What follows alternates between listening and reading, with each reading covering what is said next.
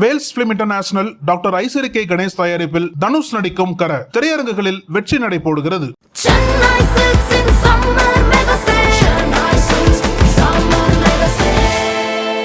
The Chennai Silks in Mega Summer Sale. Summer வந்தாச்சு. What's your plan for this holiday? எங்க கிட்ட விட்டுருங்க, நாங்க பாத்துக்கிறோம். GT Holidays, South India's #1 travel brand. வணக்கம். இந்த அமர்வில் நம்ம கூட பொதுவுடைமூர்த்தி சார் இருக்காங்க. அவங்க ஏஎல்பிங்கிற ஜோதிட முறையில் ஜாதகம்லாம் கணிக்கிறாங்க. அரசியல் கட்சிகள் அவங்களோட வேட்பாளர் பதிவில் இருந்து அவங்க பிரச்சாரம் போகிற வரைக்கும் எல்லா இடங்கள்லையுமே ஜோதிடம் ஒரு முக்கியமான இடத்த பிடிக்குது. அந்த வகையில் தான் சாரை கூப்பிட்ருக்கோம். சார் அது மட்டும் இல்லாமல் அவர் அரசியலையும் மிக நுணுக்கமாக பார்க்கக்கூடியவர். வணக்கம் சார். வணக்கம் சார். சார், எலெக்ஷன் டேட் அறிவித்ததுலேருந்து வேணால் அதுக்கு முன்னாடி வரைக்குமே தொடர்ந்து பல ஜோதிடர்கள் இந்த முறைப்படி கணிச்சா இவங்க ஜெயிப்பாங்க, இந்த கணிப்பில் இவங்க ஜெயிப்பாங்கன்னு சொல்லிட்டு இருந்தாங்க. உங்கள் கணிப்பில் யார் சார் ஜெயிக்கிறதா இருந்தது? பொதுவாகவே இதுக்கு முன்னாடி நிறைய விஷயம் பேசணும். ஏன் அப்படின்னா, ஜோதிடம் அப்படிங்கிறது பொதுவான விஷயம், கருத்துக்கள் அப்படிங்கிறது என்னுடைய தனிப்பட்ட கருத்து. இங்கே என்னென்னா, இப்போ ஒரு நபர் சொல்லக்கூடிய இப்போ ஒரு காரோ ஒரு பைக்கோ ஒரு பிராண்ட் இருக்குன்னு வச்சுங்களேன். ஒரு கார் சரியாக ஓடலைன்னு வச்சுங்களேன். உடனே என்ன சொல்லுவாங்கன்னா, அந்த கார் முழுக்கவே அப்படியே வந்துடும், அந்த கார் நல்லாவே இல்லை அப்படின்னு சொல்லிட முடியாதுல்ல. ஏதோ ஒரு கார் ஆக்சிடென்ட் ஆகிருக்கு, ஏதோ கார் விபத்தாகிருக்கு. அதுமாரி ஜோதிடம்ங்கிறது பொதுவான நிகழ்வு. ஆனால் இந்த ஜோதிடத்தில் உங்களுடைய தனிப்பட்ட கருத்து இருக்கு பாருங்க, அது உங்களுடைய கருத்து, அது ஏன் தனிப்பட்ட கருத்துன்னு தான் சொல்லணுமே தவிர, பொதுவாக என்ன சொல்கிறாங்கன்னா, ஒவ்வொருத்தரும் ஒன்று டிஎம்கே ஜெயிக்கணும், இல்லை ஏடிஎம்கே ஜெயிக்கணும், டிவிகே ஜெயிக்கணும், இப்படி தான் இருக்குன்னு வச்சுங்களேன். நீங்கள் நம்ம 3 பேருமே 3 விதமான கருத்து சொல்கிறோம், ஏதோ ஒரு அடிப்படையில் சொல்கிறோம். இப்போ உதாரணத்திற்கு சார், நான் ஒரே ஒரு கேள்வி இங்கே கூட நான் கேட்பேன். எல்லாரும் ஜோதிடர்கள் பொதுவாக ஜோதிடர்களே நான் கேட்கணும், பொதுவாகவே நான் என்னகிட்டே நான் திரும்பி கேட்குறேன். அப்படின்னா, இப்போ டிஎம்கேயோ இல்லை ஏடிஎம்கேயோ டிவிக்கோ ஜெயிக்குது அப்படின்னா 234 தொகுதியில் நிற்கிது. 234 தொகுதியிலே நீங்கள் தான் ஒரு உதயசூரியன்லையோ ரெட்டலையிலையோ இல்லை விசில் சின்னத்தில் நிற்குதுன்னா 234 தொகுதியில் ஜெயிக்கணும். ஏன் 100 தொகுதியிலையோ இல்லை 50 தொகுதியிலையோ 70 தொகுதியிலையோ நிற்கிது அப்படின்னா, அப்போ தலைவர்களுக்கான ஜாதகம் இங்கே பேசப்படாது. முதல் விஷயம். ஏன்னா நான் ஒரு ஆய்வாளராக இருந்து நான் பார்க்கக்கூடிய விஷயம். அடுத்தது, சார் உதயசூரியன் சின்னத்துக்கோ இல்லை விசில் சின்னத்துக்கோ ஓட்டு இருக்குது இன்றைக்கி அப்படின்னா, இல்லை ரெட்டலைக்கு எடப்பாடி பழனிசாமிக்கு நல்ல பலமான ஓட்டு இருக்குது, ரெட்டலைக்கு ஓட்டு இருக்குன்னா 234 தொகுதியில் அந்த ரெட்டலை ஜெயிச்சிருக்கணும். அப்போ 2வது ஆப்ஷனும் அங்கே ஃபெயிலியர். அப்போ 2 விஷயம் இது என்னென்னா, எவ்வளோ தூரம் சதவீதம் சப்போர்ட் பண்ணும் அப்படின்னு நான் சொல்ல முடியும் அப்படின்னா, ஒரு 25% ஒரு தலைமைக்கான ஒரு முடிவு. ஏன்னா அவங்க ஒரு தலைமையில் ஒரு கட்டுக்கோப்பான நிகழ்வு. என்ன அப்படின்னா, நீங்கள் என்ன செஞ்சுருக்கீங்க, நீங்கள் என்னென்ன செய்ய போகிறீங்க, உங்களுடைய கருத்துக்கள் என்ன, உங்களுடைய கோட்பாடு என்ன, ஏதோ கொள்கை கோட்பாடுன்னு ஏதோ ஒன்று வச்சுருக்கோம்ல, அது ஏதோ ஒன்று இருக்கோ இல்லையோ, சரி, அது ஒரு 25% தலைவர்களுக்குன்னு உள்ளது. அவர் நல்லது செஞ்சாலும் கெட்டது செஞ்சிருந்தாலும் அது 25% ஓட்டு வங்கி பாதிக்குமான்னு பாதிக்கும் தான் கண்டிப்பாக. அப்போ ஒரு சின்னத்துக்குன்னு ஒரு ஓட்டு வங்கி 25%. அடுத்தது 3வது வருதம் பாருங்க, அதுதான் நாங்கள் 40% சொல்கிறோம். யார் அப்படின்னா, நீங்கள் ஒரு தொகுதியில் நிற்கிறீங்கல்ல, அங்கே தான் அந்த கேண்டிடேட் பர்சன் தான் இங்கே தனிப்பட்ட துறையில் நிற்கிறார். அப்போ ஒரு 100 தொகுதியில் ஒரு பெரும்பான்மை இருக்குன்னா அந்தந்த கட்சியோ அந்தந்த சின்னமோ பொதுவானது. ஆனால் தனிப்பட்ட வேட்பாளர் அப்படிங்கிறது தனியாக இருக்குன்னா, என் தனிப்பட்ட ஜாதகம் நல்லா இருந்துச்சுன்னா எனக்கு பயன்படும், இல்லைன்னா அது பயன்படவே படாது. சார், 234 தொகுதியில் 234 ஜாதகத்தை நம்ம வாங்கி பார்க்க முடியுமான்னா கிடையவே கிடையாது. ஏன்னா இதுதான் ஜெயிக்கும் அதுதான் ஜெயிக்கும் அப்படின்னு, ஏன்னா இந்த கருத்து கணிப்பில் பொதுவாக இந்த விஷயம் வர்றதுக்கு வாய்ப்பு இருக்குன்னு சொல்லலாமே தவிர, இது வந்துடும் அப்படின்னு நீங்கள் சொன்னீங்கன்னா, என்ன டேட்டா பேஸ் இந்த 1952லேருந்து இன்னைக்கு வரைக்கும் 2026 எலெக்ஷன் என்ன டேட்டா பேஸ் இருக்குது ஜோதிடத்தில்னு கேட்டால் இல்லை. இப்போ எல்லாமும் தரவுகள் அடிப்படையில் தானே நீங்கள் ஒரு அரசியல் சம்மந்தப்பட்ட ஆலோசனை ஒரு விஷயத்தை நீங்கள் ஒரு விஷயம் வந்தீங்க, இந்த தொகுதியில் இந்த ஜாதிக்கான ஓட்டு இருக்குது, இந்த தொகுதியில் இந்த கேண்டிடேட் ஓட்டு இருக்குது, இந்த தொகுதியில் இந்த வேட்பாளர்களுக்கான பெரிய முக்கியத்துவம் கொடுக்கணும் அப்படின்னு இருக்கு. அப்போ நீங்கள் இந்த 234 தொகுதியிலையும் என்ன டேட்டா பேஸ் இருக்குன்னு வச்சா ஒன்றுமே கிடையாது. இப்போ தான் நாங்கள் என்ன பண்ணுறோம், அந்த தொகுதியில் ஐயா இந்த தொகுதியில் இவர் ஜெயிப்பார் இவர் தோப்பார் அப்படின்னா பொதுவான ரேண்டமான ஒரு கணக்கை தான் நம்ம வச்சுக்க முடியும். இப்போ இதில் வேட்பாளர்களுடைய ஜாதகங்கிறத தாண்டி வாக்காளர்களுடைய ஜாதகங்கள் ஏதாவது ரியாக்ட் பண்ணுமா? அதெல்லாம் கிடையவே கிடையாது. அப்படி கிடையாது. நீங்கள் நல்லவர் கெட்டவரெல்லாம் எனக்கு கிடையாது. உங்கள் தலைவர் உங்கள் சின்னம் கொடுத்தாச்சு, 3வது நீங்கள் யாருன்னு பார்ப்பாங்க.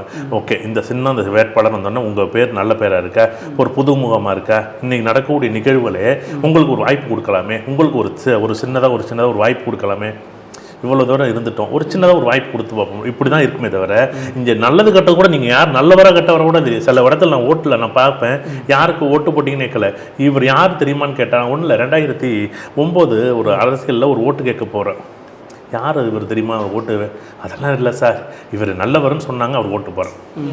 வேட்பாளர் பேர் தெரியாது, வேட்பாளர் சின்னம் தெரியாது, அது எத்தனாவது சின்னம் தெரியாது. ஏன்னா அரசியலையும் ஜோதிடத்தையும் நான் எவ்வளோ தூரம் என்னென்னா, இது ஒன்றோட ஒன்று உங்கள் தனிப்பட்ட ஜாதகம் நல்லா இருக்குன்னா நீங்கள் 100 பேர் வேணாலும் நின்றுங்க, நீங்கள் 1000 பேர் வேணாலும் நீங்கள் ஜெயிச்சிருவீங்க. உங்கள் ஜாதகம் சரியில்லைன்னு வச்சுங்களேன், அதே உதயசூரியன் அதே டிவிக்கு அதே விசில் சின்னத்தில் இருக்கிற எத்தனை பேர் தோக்குறாங்க, எத்தனை பேர் ஜெயிக்கிறாங்கல்ல, அப்போ ஏன் ஜெயிச்சிருக்கலாம்ல? முதல் விஷயம்.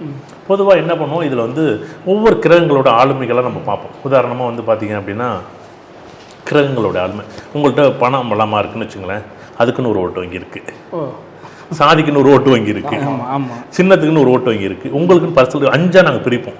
இந்த 5லையும் வந்து பார்த்தீங்கன்னா சூரியன் நல்லா இருக்குன்னா தலைமை நல்லா இருக்குங்க, ஓகே சூப்பர் இருக்குங்க, சந்திரன் நல்லா இருக்கு, உங்கள் மனது இவரை வந்து பார்த்தா நல்ல பேர் இருக்குங்க அப்படின்னு சொல்கிறது. கணக்கு போட்டு ஜெயிக்கிறது. மொத்தமாக 1,59,000 ஓட்டு என் வாக்காளர் எம்எல்ஏ தொகுதியில் அப்படின்னா 80,000 ஓட்டு நான் வாங்கினா ஜெயிச்சிட முடியும்.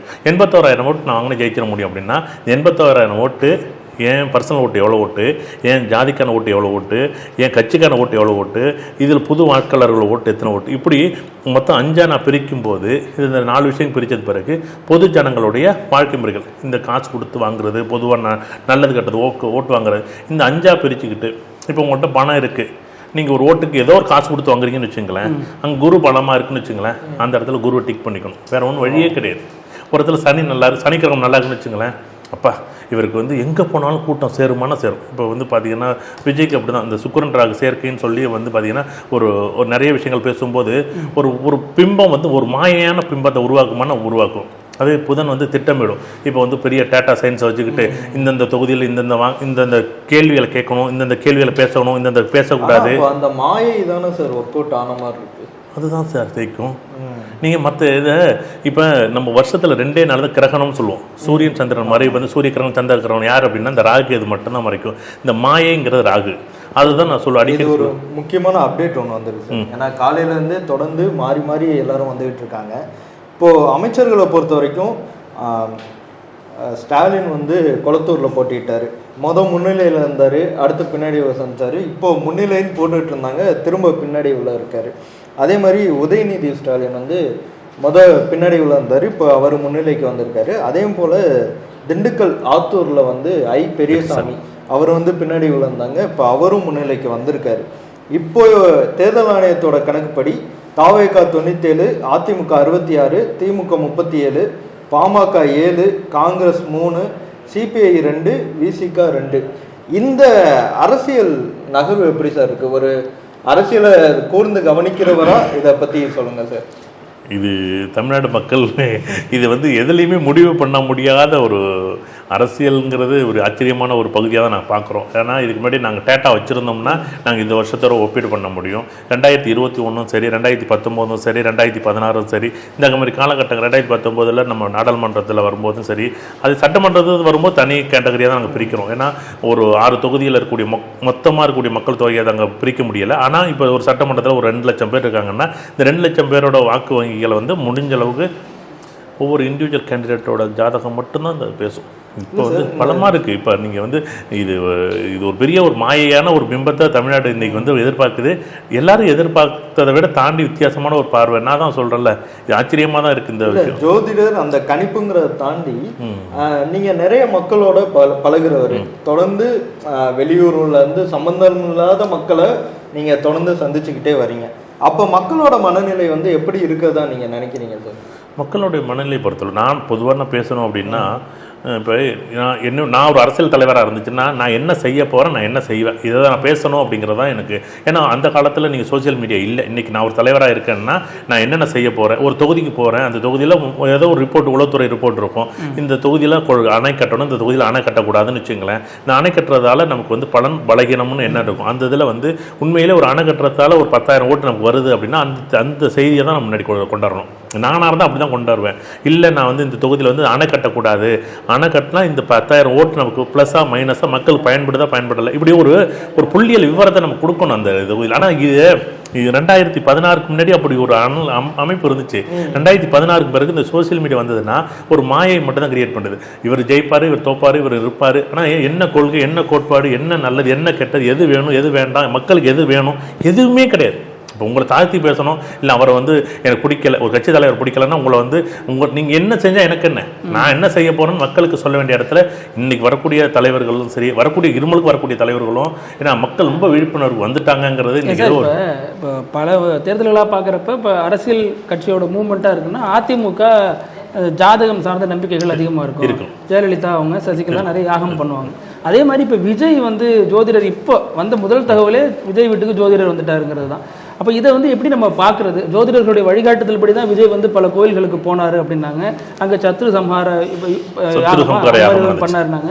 அடுத்து பல கோயில்களுக்கு போறாரு. அப்போ இதெல்லாம் தேர்தல் முடிவில் தாக்கத்தை எதிரொலிக்க வாய்ப்பு இருந்திருக்கா? இது முன்னாடி செய்ய வேண்டிய விஷயம். அது ஓட்டு போட்டது பிறகுதான் சதுர சம்கார பூஜை பண்ணது. ஆனா ஓட்டு மாற போறது இல்லை. ஓட்டு போட்டது பிறகு அவர் விஜய்ல அது பெரிய பிளஸ் பாருங்களேன். அதுக்கு முன்னாடி போயிருந்த திருச்செந்தூர் போயிருந்தா என்ன சொல்லியிருப்பாங்க, ஓட்டுக்காக திருச்செந்தூர் போறாரு அப்படின்னு விஜய் சொல்லியிருப்பாங்க. அவர் முடிஞ்சது பிறகுதான் அது கூட போனாரு. அதை நம்ம வந்து ஓட்டுல இருந்து சாமி கும்பிட்டா திருப்தியா சந்தோஷம் கும்பிட்டார், அவ்வளவுதான் சொல்ல முடியுமே தவிர இதுல ஜோதிட வழிகாட்டுதல் என்னன்னா கேண்டிடேட் தேர்ந்தெடுக்கிறது ஒண்ணு. இப்போ உங்களுக்கும் நீங்க ஒரு தலைமையா இருக்கீங்கன்னு வச்சுங்களேன், நான் ஒரு ஏதோ ஒரு ஜாதகம் எனக்கு இருக்கு, உங்களுக்கு எனக்கு பொருத்தம் இல்லைன்னா நீங்க சொல்றதை நான் எதுவுமே கேட்க மாட்டேன். இங்க கேண்டிடேட் தேர்வு முதல்ல தப்பே அங்கதான் நடக்குது. அடிப்படையே ஜாதகத்தை ரெண்டு பேருக்கு ஒத்து போதான்னு பார்த்து தான் எடுக்கணும்.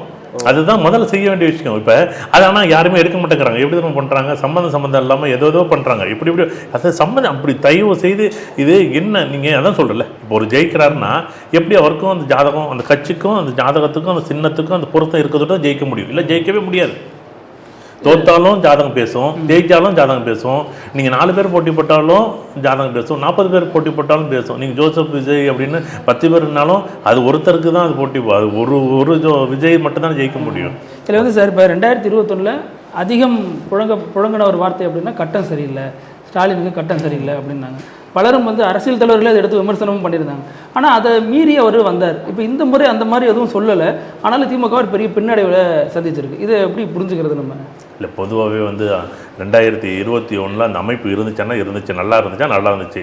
இப்பயுமே வந்து அவர் வந்து பலமான ஒரு இடத்துல தான் அது வந்து நிற்கிது அப்படின்னா நம்ம வந்து, ஏன்னா இது இந்த காலகட்டத்தில் இவருக்கு ஒரு 2021 நல்லா இருந்துச்சு, அவ்வளோதான் விஷயம். ஆனால் அப்போ வர முடியாதுன்னு யாருமே தூரமாக, அதான் அவங்க தனிப்பட்ட கருத்து. இதில் என்ன டேட்டா பேஸ் வச்சுருக்காங்கன்னு நீங்கள் ஒரு ஜோசியத்தை கேளுங்களேன். இப்போ நீங்கள் ஸ்டாலின் ஜாதகம் 1954 பிறந்ததுலேருந்து இத்தனை வருஷத்தில் இவர் கஷ்டப்பட்டார், அதெல்லாம் அப்படி ஒன்றுமே கிடையாது. இன்னைக்கு என்ன வாய்க்கு வருதோ, என்ன தோணுதோ அதை சொல்லிட்டு போயிடுவாங்க. அப்படியே சொல்லவே கூடாது. அது ஜாதகமும் சரி, அது ஏதோ உங்களுடைய கருத்து நல்லா இருந்துச்சுன்னா, உங்கள் நேரம் நல்லா இருந்துச்சுன்னா நீங்கள் என்ன பண்ணுறோம், நீங்கள் ஜெயிச்சிருவீங்க. ஜாதகம் சொல்கிறவருக்கு ஜாதகம் சரியாக இருந்தால் அதெல்லாம் ஜெயிச்சிருவார். இல்லைன்னா நம்மளே வந்து என்ன, நாங்களே வந்து எத்தனை தடவை நான் எல்லாமே கரெக்டாக இருக்கும் அப்படின்னு நம்ம சொல்லவே முடியாது சார். எல்லாருக்கும் ஜோசியருக்கும் நேரம் நல்ல நேரம் கெட்ட நேரம் இருக்குது.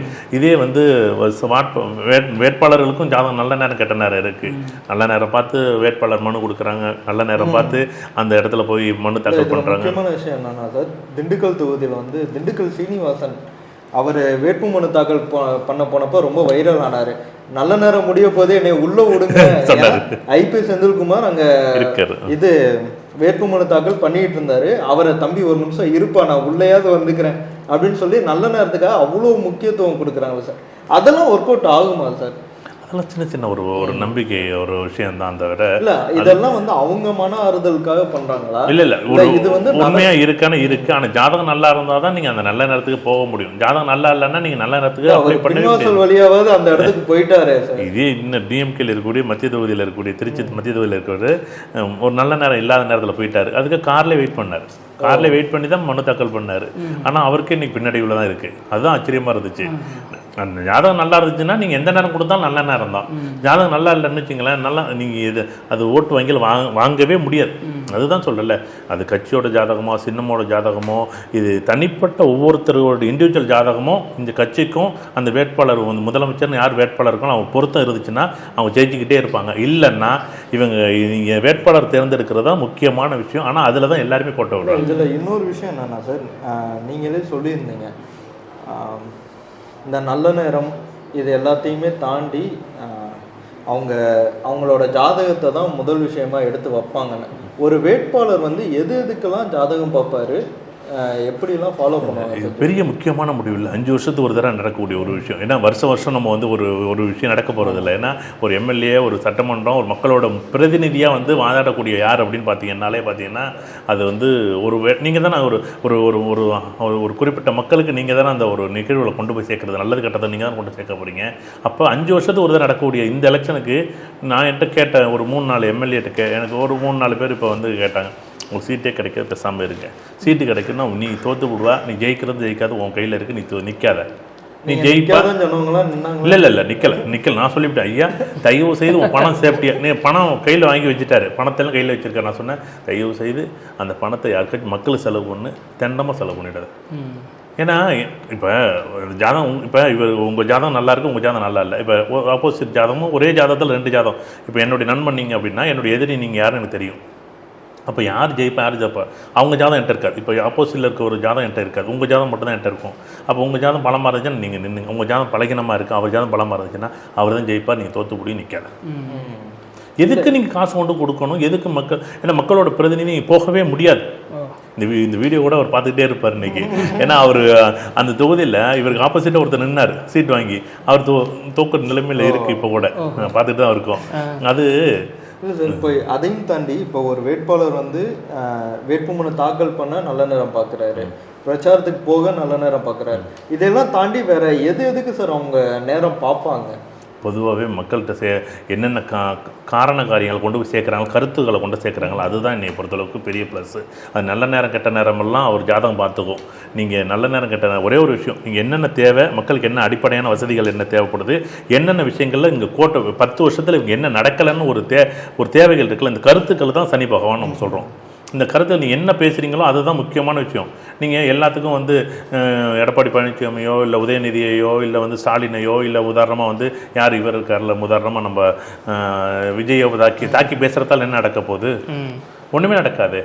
இப்போ நீங்கள் சாமானியராக அந்த தேர்தல் எப்படி அசஸ் பண்ணீங்க? தொடக்கத்தில் ஜோதிடம் இதெல்லாம் தாண்டி மக்கள் மனநிலை எப்படி இருந்துச்சு? நீங்கள் எதிர்பார்த்த மாதிரி தான் முடிவுகள் போயிட்டு இருக்கா, அல்லது நீங்கள் வேற ஒன்று எதிர்பார்த்தீங்களா? இல்லை, மக்கள் முடிவுகள் வந்து நம்ம எதிர்பார்த்ததெல்லாம் வேற மாதிரி தான் இருந்துச்சு. ஆனால் வந்து என்னன்னா கடைசி நேரத்தில் கடந்த ஒரு 3 மாதத்துக்குள் நடந்த கடைசி அந்த எப்பயுமே அரசியலை பொறுத்தவரை கடைசி நேர முடிவுகள் தான் மாறும் அப்படிங்கிறது தான் உண்மை.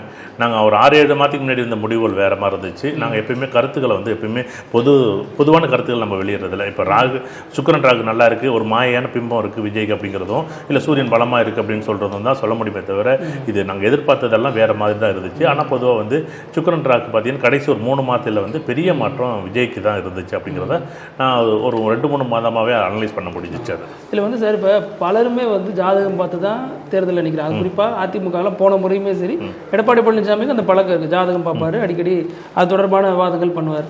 அப்போ அவர் கடந்த முறை வெற்றி பெற முடியல, இந்த முறையும் அதுக்கான வாய்ப்புகள் இல்லைன்னு தான் ஒரு சிலர் சொன்ன நேரத்தில் இப்போ அதிமுக ஒரு எட்ஜு எடுத்திருக்கு. இதை எப்படி நம்ம புரிஞ்சுக்கிறது? ஜோதிடம் ரீதியாகவே பார்க்கணுமா, அல்லது அவர் செய்த கள செயல்பாடுகள் மூலமாக? கள செயல்பாடுகள் தான், கள செயல்பாடுகள் அவர் விடாதுங்க. நீங்கள் நல்ல நேரம் வந்தால் தான் நீங்கள் பேசவே முடியும். நல்ல நேரம் இல்லைன்னா நீங்கள் எதையோ பேசுவீங்க, சம்மந்தம் இல்லாமல் பேசுவீங்க. இப்போ நான் போய் உதாரணமாக வந்து எங்கள் ஊர் வேதாரண்யம்னு வச்சுக்கலாம், நான் சொந்த ஊர் வேதாரண்யம், அங்கே வந்து பார்த்தீங்கன்னா தீர்க்க முடியாத பிரச்சனை தண்ணீர் பிரச்சனை இருக்குது. இன்னைக்கு வரைக்கும் தீர்க்க முடியல. 1991 பிறகு இன்னைக்கு வரைக்கும் தண்ணி பிரச்சனை தீர்க்க முடியல. இன்னைக்கு வரைக்கும் 2 அமைச்சர் எங்கள் ஊரில் கடைசியாக பார்த்து பார்த்தீங்கன்னா ஜவுளித்துறை அமைச்சராக அந்த OS மணியன் எவ்வளோ விஷயம் முயற்சி பண்ணார். ஒரு 13 பாலம் கட்டினார், அதை சொல்லி அவர் ஓட்டு கேட்டார், அவருக்கு ஒரு பலமாக இருந்துச்சு. புதுசாக வந்து வேட்பாளர் இப்படி என்ன கருத்துருக்கள் நீங்கள் சொல்ல வேண்டிய இடத்துல சொல்லணும்ல, நீங்கள் அதை சொல்லவே முடியாதுல்ல. நேரம் சரி, நீங்கள் உங்களுக்கு உடம்பு சரியில்லை, நீங்கள் எதிர்த்து பேச முடியுமா? பேசவே முடியாது. உங்களுக்கு தொண்டை கட்டி போச்சு, இப்போ 2ஆம் மாவு நல்லா இல்லைன்னு வச்சுங்களேன், நீங்கள் பேசவே முடியாது. நல்லா இருக்குங்க, ரொம்ப சந்தோஷம். நான் இப்போ இது தலையிலேருந்து கால் வரைக்கும் நீங்கள் பேசுகிறது எல்லாமே கிரகம் தான். நீங்கள் ஒரு இடத்துல மைக்கு பிடிச்சிட்றோம், இந்த இடத்துல நம்ம மைக்கு பேசுகிறோம், இன்னொரு இடத்துல மைக்கு பேசும்போது பேசவே தெரியாது, பேசவே முடியாது. அரசியலை பற்றி இருந்தாலும் சரி, நீங்கள் எந்த இடத்துல எதை எப்போ பேசணுங்கிறது தான் அரசியல். ஆனால் அதை பேசவே மாட்டேங்கிறாங்க. இது 3 தலைவர்களுமே சரி, அது ஸ்டாலினாக இருந்தாலும் சரி, எடப்பாடியாக இருந்தாலும். எடப்பாடி எவ்வளோ தூரம் முயற்சி பண்ணார். இப்போ ஜெயலலிதாவுக்கு இருந்த மாசு, எம்ஜிஆருக்கு இருந்த மாசெல்லாம் முடிஞ்சு போச்சு. ஏன்னா அது ஒரு பெரிய கட்டமைப்பு. அந்த தலைமை இல்லாத இடத்துல இவர் என்ன பண்ணிடுவோம்னா இன்னும் கள ஆய்வு நிறைய பண்ணியிருக்க வேண்டிய இடத்துல இருந்தாருங்கிறதா என்னுடைய. நிறைய இடத்துல மிஸ் பண்ணிட்டார் அந்த கள ஆய்வுகளை. மிகப்பெரிய இடத்துல இருந்து தவற விட்ட ஒருவேளை அதெல்லாம் பண்ணியிருந்தா அவரு முதல் இடத்துக்கு ஜாதகம் நல்லா தான் பண்ணியிருப்பாரு. இப்போ ஒரு அப்டேட் மட்டும் பார்த்துட்டு வந்துடலாம். இப்போ தாவேகா 104 இடங்கள்ல முன்னிலையில் இருக்கு. அதிமுக 77 இடங்கள்ல முன்னிலையில் இருக்குது, திமுக 53 இடங்கள்ல முன்னிலையில் இருக்குது. ஸோ இதை பற்றி என்ன சார் நினைக்கிறீங்க? டிஎம்கே அது ஏடிஎம்கேயும் டிஎம்கேயும் ஒரு இன்னும் நிறைய இடத்துல நிறைய விஷயங்கள் செஞ்சுருக்கணுமோ. ஏன்னா இவ்வளோ தூரம் ஆண்ட கட்சி அப்படின்னு 2 பேருமே பலமான கட்சி, ஒரு மிகப்பெரிய, ஆனால் என்னென்னா கலைஞரும் ஜெயலலிதா இல்லாத ஒரு மிகப்பெரிய இடத்த வந்து இப்போ வந்து விஜய் நிரப்பியிருக்காரு அப்படிங்கிற இடத்த தான். ஏன்னா இந்த ஒரு படம், ஒரு மாயை, ஒரு விஷன் இருக்கு பாருங்க, இந்த விஷன் வந்து அந்த விஜய்க்கு ரொம்ப எடுபட்டு போச்சு. அது ஆச்சரியமாக இருக்குங்க நமக்கு. ஏன்னா நாங்கள் எதிர்பார்க்க எல்லாருக்குமே ஆச்சரியம் தான் தெரியுது. இதில் வந்து சார் இப்போ திமுக எடுத்துக்கிட்டாலும் முதல்வருக்கு நம்பிக்கை இல்லை அப்படின்னாலும் அவங்க மனைவிக்கு இந்த கடவுள் நம்பிக்கை, ஜாதகம் ரீதியான நம்பிக்கைகள்லாம் இருக்குது. அப்போ அவங்க ஒரு கணக்கில் இருந்திருப்பாங்க, அது பொய்த்து போகிறது எப்படி?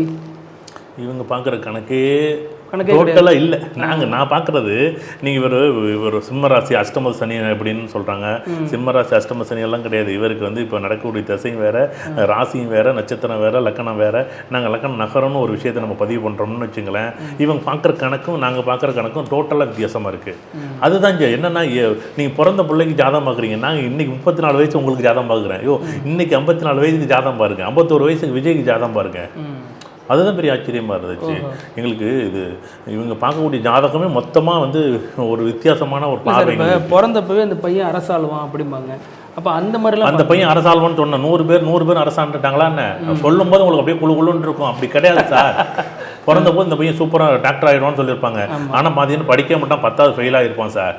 நீங்கள் என்னென்ன இப்போ அடித்து ஒருத்தர் மட்டும் பாஸ் ஆகிருப்பார், அவரை மட்டும் என்ன சொல்லுவீங்க? சூப்பர் சார், இவருக்கு என்ன சார் அப்படின்னு நீங்கள் தயவோ செய்து நீங்கள் பார்க்கக்கூடிய ஜோதிடம். மேஷ லக்கணத்தில் பிறந்த ஜாதகம் மேஷ லக்கணம் கிடையாது. இன்றைக்கி சிம்ம லக்கணம், சிம்ம லக்கணத்தில் பிறந்த ஜாதகம் இன்றைக்கி விருச்சிக லக்கணமோ கடக லக்கணமோ சிம்ம லக்கணம், ஏன்னா லக்கணங்கள் மாறும். அதை விட்டு தயவு செய்து ஜாதகம் பொருத்தம் பார்க்கணும். அப்படின்னா அரசியல் தலைவர்களுக்கும் அந்த கட்சி கூட விட்டுருங்க. ஏன்னா கட்சிக்குன்னு ஒரு சின்ன இருக்குது, கட்சிக்குன்னு ஒரு தோற்றம் இருக்குன்னு வச்சுக்கோங்க. 1962 1967 எப்போ எல்லாம் இந்த மீனத்தில் சனி வரும்போதெல்லாம் இந்த ஒரு குழப்பமான சூழ்நிலை வந்திருக்கு. எப்போ கடகத்திலையோ இல்லை வந்து விருச்சிகத்திலையோ இல்லை மீனத்திலையோ சனி வரும்போது ஒரு குழப்பங்களை வந்து ஏற்படுத்தியிருக்கு. பொதுவான அரசியல் இதெல்லாம்.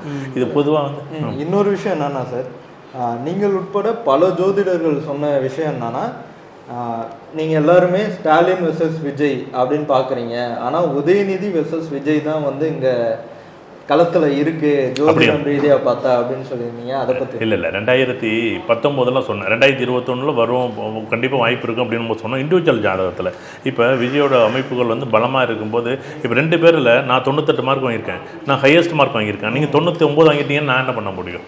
அதோட அரசியலில் வந்து தலைமை யார் அப்படின்னா ஸ்டாலின் தான். அவரை வச்சு தான் முடிவெடுக்க முடியுமே தவிர உதயநிதியை பொறுத்தளவுக்கு இதில் வந்து இருக்க வேண்டாம். இப்போ நீங்கள் வேதாரண்யம்னு சொன்னீங்க. வேதாரண்யத்தில் தான் ஜோதிடர்கள் பேரிலே வித்தியாசமாக இருக்குது. திராவிடம் பண்ணின்னு ஒரு ஜோதிடர் இருப்பார், அது மாதிரி நீங்கள் பொது உடைய மூர்த்தின்னு இருக்கீங்க. இந்த பேர் காரணம் என்ன சார்? அது சிவனோட பேர். பொது உடையாருங்கிறது சிவனோட பேர். அதுக்காக தான் அந்த பேர் வச்சது. அது அப்பா குழந்தை இல்லை, ஆண் குழந்தை இல்லைன்னொன்னே தாத்தா வந்து இதுமாதிரி சிவனை வேண்டிங்க அப்படின்னு சொல்லி அந்த பொது உடையாரை வேண்டிக்கிட்டு வச்சு விட்டு குழந்தை பிறந்து விட்டு பொது உடைய மூர்த்தின்னு பேர் வச்சாங்க. இல்லை அது வந்து இப்போ பொது உடைங்கிறதுனால கம்யூனிஸ்ட் கட்சி, கம்யூனிசம் அந்த மாதிரி ஒரு இது வருது.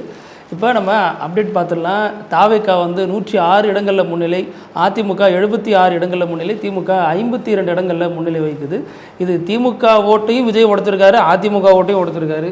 2 பேருக்குமே டஃப்பாக தான் விஜய் தனிப்பெரும் சக்தியாக எழுந்து நிற்கிறாரு சார் ஃபீல்டில். இப்போது இன்னொரு விஷயம் என்னன்னா, இப்போ நாம் தமிழர்களோட ஓட்டு இது அவங்க பங்கு பற்றி நீங்கள் இல்லை என்னையை பொறுத்தளவுக்கு நான் முன்னாடி ஒரு இதில் பதிவு பண்ணியிருந்தேன்னா யார் கூடயாச்சும் சேர்ந்துருக்கணும்.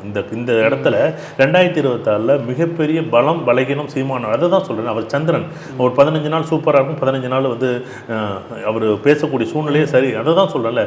என்ன ஆச்சரியம் அது அவர் இடத்துல நான் ஒன்றும் நக்கீரன்லேயே அந்த ஒரு விஷயத்தை பேசியிருந்தேன். ஐயா, சீமான் இடத்துல நான் இருந்திருந்தேன்னா அது டிஎம்கேயோ இல்லை ஏடிஎம்கேயோ இல்லை டிவிகேயோட சேர்ந்துரு.